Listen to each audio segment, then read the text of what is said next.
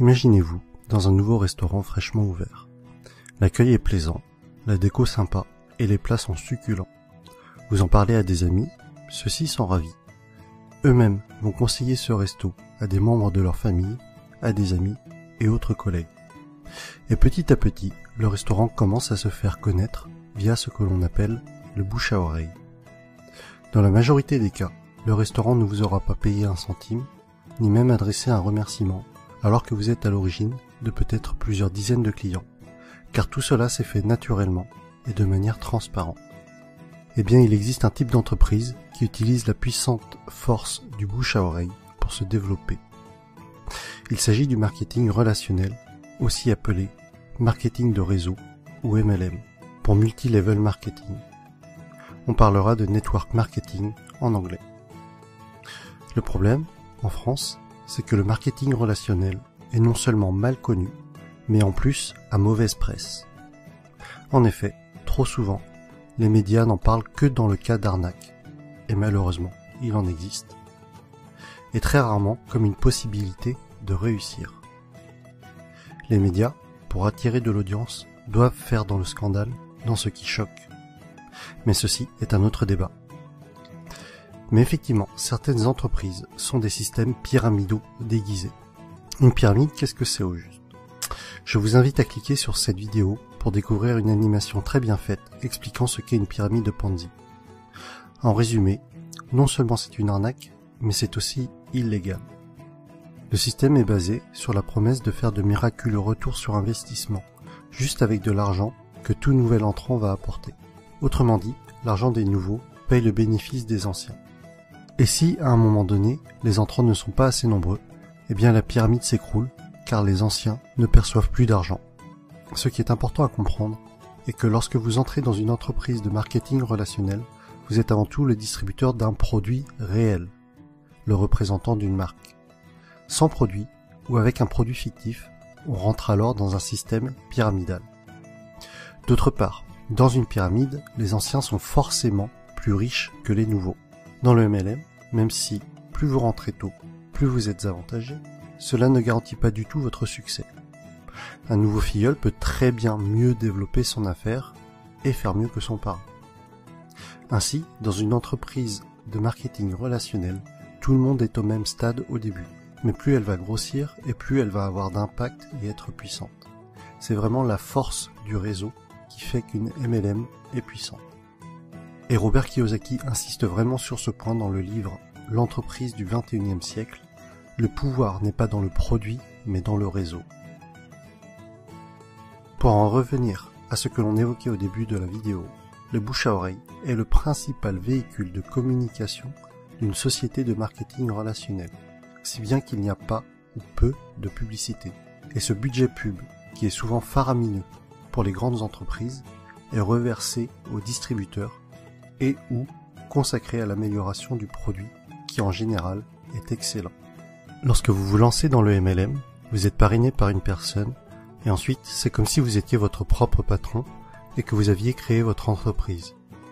Votre but et votre source de revenus vont être de deux types.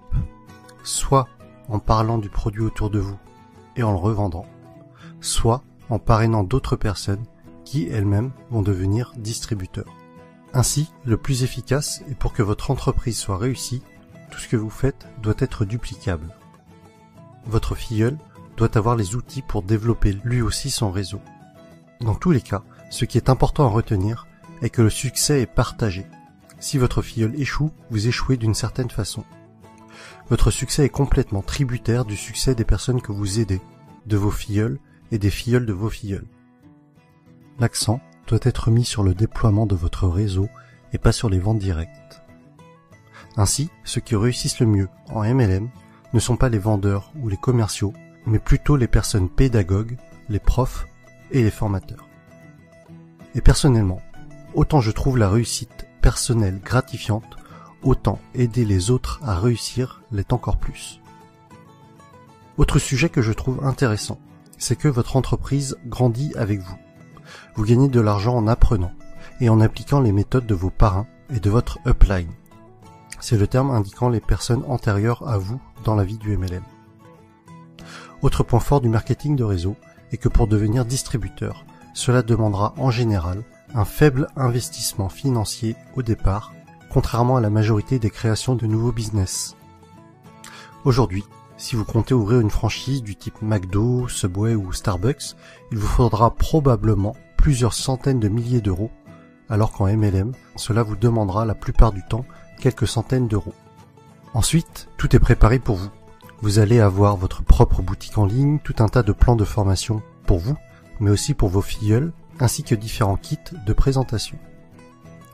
Un autre point essentiel, et qui pour moi m'attire beaucoup, les entreprises de marketing relationnel offrent des paliers au niveau de leur plan de compensation. Pour être plus précis, à partir d'un certain nombre de filleuls, et sans compter les éventuelles primes bonus, vous allez toucher un revenu résiduel, encore appelé revenu hors exploitation, c'est-à-dire un revenu passif. Les bonnes MLM sont donc de formidables véhicules vers l'indépendance financière de fait de ce revenu passif engendré par le parrainage d'autres personnes. Je rajoute que les MLM sont un type d'entreprise qui a une croissance des plus fulgurantes à l'échelle mondiale ces dernières années. Aux USA, ça a vraiment explosé depuis les années 90. Et avec Internet, c'est encore plus facile d'augmenter son réseau qu'auparavant. De plus, c'est une activité que l'on peut tout à fait démarrer sur notre temps libre pour un revenu complémentaire au début. Il faudra alors se déclarer en auto-entrepreneur avec le statut de VDI, c'est-à-dire vendeur à domicile indépendant. J'insiste tout de même sur le fait de bien vérifier un certain nombre de points avant de vous engager dans une entreprise de marketing relationnel, afin de ne pas tomber sur une pyramide Ponzi déguisée. Voici le type de questions qu'il faut vous poser avant de vous engager dans une entreprise de ce type. Est-ce qu'il y a des bureaux réels? À quels endroits géographiques? Se trouve-t-il dans des paradis fiscaux? Quel est l'historique de l'entreprise? Quelle est la réputation de cette entreprise? Quels sont les avis d'autres personnes sur celle-ci? En conclusion, et si vous avez suivi mon défi personnel, je pense que vous commencez à comprendre pourquoi est-ce que ce type d'entreprise m'intéresse fortement. Travailler pour ses propres rêves et non pas ceux de quelqu'un d'autre. La possibilité d'avoir des revenus passifs avec cet objectif d'indépendance financière. Partager le succès. Vous savez, à la base, ma chaîne YouTube est quand même le partage des bonnes pratiques, d'idées inspirantes. Alors si en réussissant dans un domaine, j'arrive à aider d'autres personnes à réussir également, alors j'en serais sincèrement ravi. Autre point que l'on avait évoqué, c'était de gagner de l'argent tout en apprenant. Le message que j'y vois derrière cela est celui que Jim Rohn a souvent répété, que plus vous vous développerez personnellement, plus cela attirera le succès. Et enfin, des horaires libres. Cela signifie que je pourrais aller chercher ma fille à l'école. Et voilà pour cette vidéo sur le marketing relationnel. J'espère que le public francophone comprendra mieux ce qu'est le MLM avec cette vidéo. Pour ma part, il y a quelques mois encore, je dois vous avouer que je faisais partie des personnes qui rejetaient le sujet, ne comprenant pas en quoi cela consistait, et sûrement aussi parce que je ne voulais pas comprendre, et que je gardais en tête ce que les médias véhiculaient. Mais que ce soit Jim Rohn, Tony Robbins, Les Brown, c'est-à-dire tous les motivational speakers que je suis régulièrement, mettent en avant ce type d'entreprise. Et après mes lectures de l'entreprise du 21e siècle, de Robert Kiyosaki, et de 45 secondes qui changeront votre vie, de Don Faya, j'ai finalement changé d'avis sur le sujet et je suis décidé à me lancer. Vous retrouverez la suite de mes aventures dans le prochain épisode avec mon choix de MLM et les raisons de ce choix. Si vous aussi, ce concept d'entreprise est nouveau pour vous et que cela vous intéresse ou qu'au contraire, vous y intéressez déjà, mettez-moi un pouce j'aime, partagez sur Facebook et abonnez-vous. À bientôt!